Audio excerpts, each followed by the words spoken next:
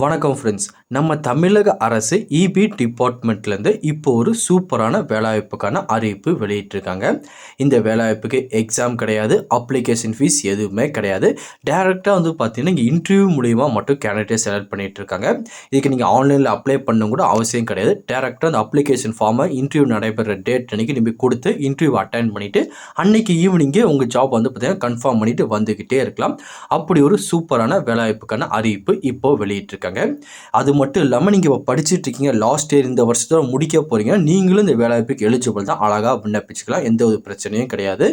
இதை படித்து முடித்தவங்களும் விண்ணப்பிச்சுக்கலாம். இப்போ லாஸ்ட் இந்த ஃபைனல் இயர் இந்த வருஷத்தோட முடிக்க போகிறீங்க அப்படின்னா நீங்கள் கூட இந்த வேலைவாய்ப்புக்கு எலிஜிபிள் தான். அழகாக விண்ணப்பிச்சுக்கலாம். மேலும் இந்த இன்டர்வியூ எங்கே நடைபெற போது, என்னென்ன கேட்டகரியில் எவ்வளோ வேகன்சி கொடுத்துருக்காங்க, அதுக்கான குவாலிஃபிகேஷன் என்ன அப்படின்னு சொல்லி ஒன் பை ஒன்னாக டீட்டெயிலாக இந்த வீடியோவில் பார்க்கலாம். அதை பார்க்கறதுக்கு முன்னாடி நீங்கள் இன்னும் நம்ம சேனலை சப்ஸ்கிரைப் பண்ணாமல் இருக்கீங்கன்னா மறக்காமல் சப்ஸ்கிரைப் பண்ணிட்டு பக்கத்தில் இருக்க பெல் ஐக்கனை கிளிக் பண்ணிட்டு ஆளுங்க செட் பண்ணிக்கோங்க. அப்போ தான் நம்ம போடுற வீடியோ எல்லாமே உங்களுக்கு உடனே கிடைக்கும். இப்போ வாங்க ஃப்ரெண்ட்ஸ் வீடியோக்குள்ளே போகலாம். இதான் அந்த வேலைவாய்ப்புக்கான அஃபிஷியல் நோட்டிஃபிகேஷன். இந்த அறிவிப்பு எங்கேருந்து வெளியிட்டிருக்குன்னா பாரத் எலக்ட்ரானிக்ஸ் லிமிடெட் இங்கேருந்து இந்த வேலைவாய்ப்புக்கான அறிவிப்பு வெளியிட்டிருக்காங்க. உங்களுக்கு இது பார்த்தீங்கன்னா வாக்கின் இன்டர்வியூ மூலியமாக கண்டக்ட் பண்ண போகிறாங்க. நடைபெற பிளேஸ்ன்னு எடுத்துட்டிங்கன்னா சென்னையில் இருக்கிற நந்தம்பாக்கம் இங்கே தான் உங்களுக்கு இன்டர்வியூ நடைபெற போகுது. டேட் பார்த்தீங்கன்னா 10/1/2024 அன்றைக்கி காலையில் 10 AM பார்த்தீங்கன்னா உங்களுக்கு இன்டர்வியூ நடைபெற போகுது. இதுக்கு பார்த்தீங்கன்னா தனியாக அவங்களே ஒரு அப்ளிகேஷன் ஃபார்ம் கொடுத்துருக்காங்க. இதை கொடுத்துருக்காங்க பார்த்தீங்களா. ஃபர்ஸ்ட் எடுத்தோன்னா உங்கள் நேமு, ஃபாதர் நேமு, உங்களோட டேட் ஆஃப் பர்த், ஏஜ், அதுக்கப்புறம் உங்களோட ஜெண்டர், அந்த மாதிரி பார்த்தீங்கன்னா பேசிக்கான உங்கள் குவாலிஃபிகேஷன் எல்லாமே நீங்கள் ஃபில் பண்ணுற மாதிரி இருக்கும். நீங்கள் பார்த்தீங்கன்னா பிஇ படிச்சிருக்கீங்களா, பிடெக்கா, டிப்ளமோவா, பிகாம்னு சொல்லி என்ன கேட்டகரியில் முடிச்சிருக்கீங்க, என்ன பர்சன்டேஜ், எந்த மந்தில் பார்த்தீங்கன்னா கம்ப்ளீட் பண்ணீங்க, அதுக்கப்புறம் உங்கள் பர்மனெண்ட் அட்ரஸ்ஸு, உங்களோட பின்கோடு, உங்களோட மொபைல் நம்பர், அதுக்கப்புறம் பார்த்தீங்கன்னா உங்கள் பேரண்ட்ஸோட மொபைல் நம்பர், உங்களோட இமெயில் ஐடி, இந்த மாதிரி உங்கள் பேசிக் டீட்டெயிலாக நீங்கள் ஃபில் பண்ணுற மாதிரி இருக்கும். அதுக்கப்புறம் உங்கள் ஆதார் கார்டு நம்பரு, அதுக்கப்புறம் நீங்கள் பர்சனல் டிசேபிலிட்டி பர்சனான்னு கேட்டிருக்காங்க. எஸ்னா எஸ் கொடுங்க, நோனா நோ கொடுத்துருக்கேன்.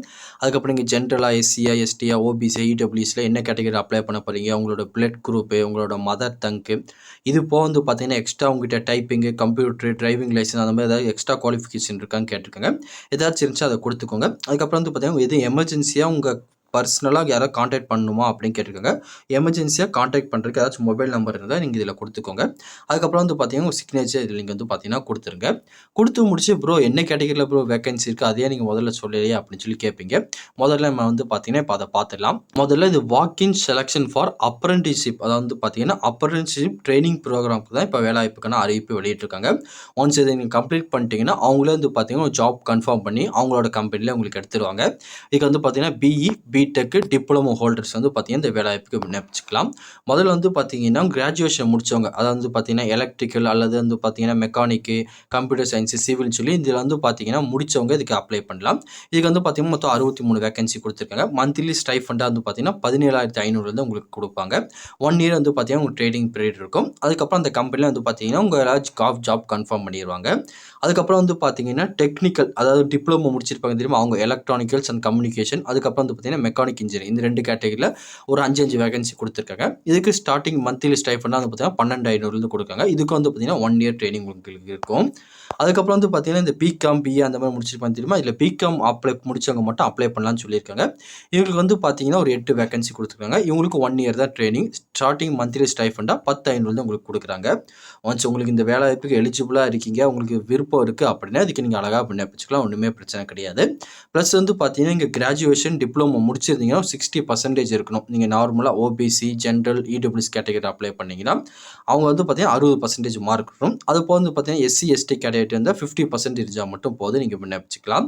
அப்படி இல்லை பிகாம் வச்சு தான் ப்ரோ அப்ளை பண்ணுறேன், நீங்கள் பார்த்தீங்கன்னா 50% அல்லது அதுக்கு அதிகமாக இருந்தீங்கன்னா எனக்கு எலிஜிபிள் தான், அழகாக விண்ணப்பிச்சுக்கலாம், ஒன்றுமே பிரச்சனை கிடையாது. இந்த வேலைக்கு பார்த்தீங்கன்னா ஃபஸ்ட்டு உங்கள் மார்க்கை பேஸ் பண்ணி கேண்டிடேட் ஷார்ட் லிஸ்ட் பண்ணி அதுக்கப்புறம் பார்த்தீங்கன்னா இன்டர்வியூ மூலியமாக பார்த்தீங்கன்னா அவங்க செலக்ட் பண்ணிட்டு இருப்பாங்க. ஒன்ஸ் இந்த இன்டர்வியூக்கு நீங்கள் போகும்போது உங்களோட மார்க் ஷீட்டு, அதுக்கப்புறம் பார்த்தீங்கன்னா உங்கள் எல்லா செமஸ்டரோட மார்க் ஷீட் கார்டு, அதுக்கப்புறம் பார்த்தீங்கன்னா உங்கள் கம்யூனிட்டி சர்டிஃபிகேட்டு, உங்கள் ஆதார் கார்டுன்னு சொல்லி எல்லா டாக்குமெண்ட்டும் ஒரிஜினலாக கண்டிப்பாக கொண்டு போயிருங்க.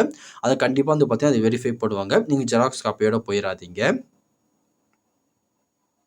வேறு எதுவும் இதை பற்றி உங்களுக்கு டவுட் இருந்தாலும் கீழே கமெண்ட் செக்ஷனில் தெரிவிங்க, கண்டிப்பாக உங்களை கிளியர் பண்ணித்தரேன். இந்த பதிவு கண்டிப்பாக உங்களுக்கு பயனுள்ளதாக இருக்கும்னு நினைக்கிறேன். தெரியாதவங்க ஃப்ரெண்ட்ஸ்க்கு இந்த வீடியோ ஷேர் பண்ணுங்கள், பிடிச்சிருந்தால் லைக் பண்ணுங்கள். அடுத்த ஒரு வீடியோ சந்திக்கலாம். Thank you and bye bye friends.